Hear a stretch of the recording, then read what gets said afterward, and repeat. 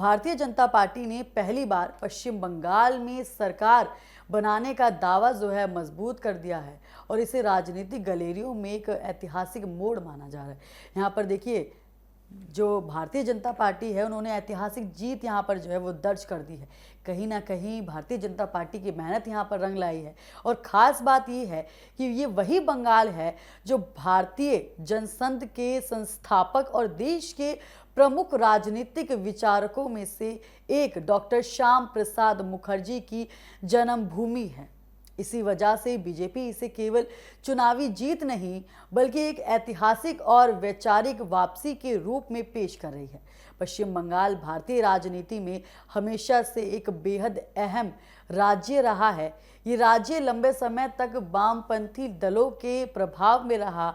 उसके बाद यहाँ पर टीएमसी ने जो है सत्ता संभाली, लेकिन इस बार का चुनावी जनादेश पूरी तरह अलग तस्वीरें पेश कर रहा है। सूत्रों और नतीजों के अनुसार बीजेपी ने बड़े पैमाने पर सीटों में बढ़त बनाई। शहरी और ग्रामीण दोनों क्षेत्रों में पार्टी का प्रशासन यहां मजबूत रहा और राजनीतिक समीकरण पूरी तरह जो है बदलता यहां लगातार दिखाई दिया।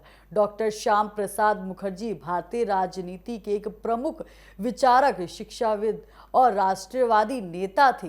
वो भारतीय जनसंघ के संस्थापक अध्यक्ष रहे, जो आगे चलकर भारतीय जनता पार्टी की वैचारिक नींव बनी। बंगाल से जुड़े एक ऐसे नेता थे जिन्होंने स्वतंत्र भारत में राष्ट्रीय एकता और अखंडता को लेकर मजबूत विचार रखे थे।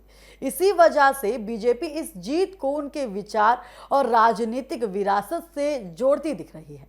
बीजेपी इस जीत को सिर्फ सत्ता परिवर्तन नहीं बल्कि ऐतिहासिक वापसी के रूप में पेश कर रही है। पार्टी का कहना है कि ये जीत बंगाल में नए राजनीतिक युग की शुरुआत है। ये श्याम प्रसाद मुखर्जी के सपनों की यहाँ पर जो है वो वापसी है और ये वैचारिक राजनीति की जीत है।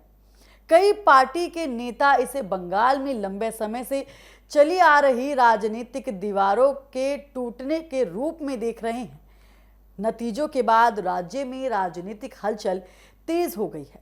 रिपोर्ट्स के मुताबिक बीजेपी ने कई इलाकों में मजबूत पकड़ बनाई है, पारंपरिक राजनीतिक गढ़ों में भी सेंध लगाई और सत्ता संतुलन पूरी तरह यहां बदलता हुआ जिस तरीके से नजर आया, साफ तौर पर तस्वीरों ने यही दर्शाया कि किस तरीके से बीजेपी ने यहां पर जो है ऐतिहासिक जीत हासिल की है।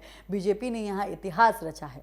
नतीजों के बाद राजनीतिक बयानबाजी भी लगातार तेज होती नजर आई।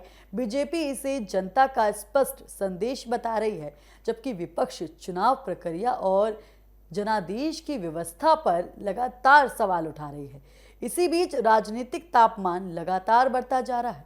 बीजेपी नेताओं का कहना है कि ये जीत बंगाल की राजनीति में बड़ा बदलाव है, संगठन की वर्षों की मेहनत का जो है परिणाम है और जनता के मूड का स्पष्ट संकेत है। कुछ नेताओं ने इसे बंगाल क्लब में बीजेपी की एंट्री तक बताया। दूसरी तरफ टीएमसी ने इसे परिणाम को स्वीकार करते हुए कहा, देखिए कहीं ना कहीं टीएमसी जो है इस परिणाम को स्वीकार नहीं कर रही है और वो संगठन और जनता के बीच जो है फिर से जुड़ने की यहाँ पर कोशिश करती नजर आ रही है। राजनीतिक विश्लेषज्ञों की माने तो ये चुनाव सिर्फ सत्ता का बदलाव नहीं है बल्कि सामाजिक और राजनीतिक ध्रुवीकरण का भी परिणाम है। इस पूरे घटनाक्रम में सबसे महत्वपूर्ण बात यह है कि बंगाल में जो श्याम प्रसाद मुखर्जी की जन्मभूमि है, वहां बीजेपी की सरकार बनने का विचार अब राजनीतिक वास्तविकता में बदलता दिख रहा है।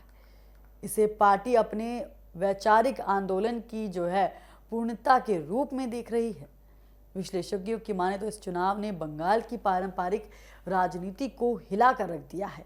नई राजनीतिक ताकतों का उभरने का जो है मौका यहाँ पर लगातार दिख रहा है और भविष्य की राजनीति को नया रास्ता दिख रहा है।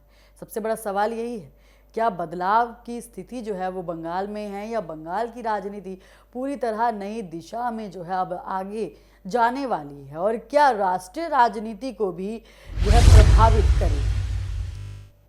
ये था पश्चिम बंगाल से आया एक ऐतिहासिक राजनीतिक अपडेट, जहां चुनावी नतीजों ने सिर्फ सत्ता बदली बल्कि एक लंबे राजनीतिक इतिहास को भी नया मोड़ दे दिया है।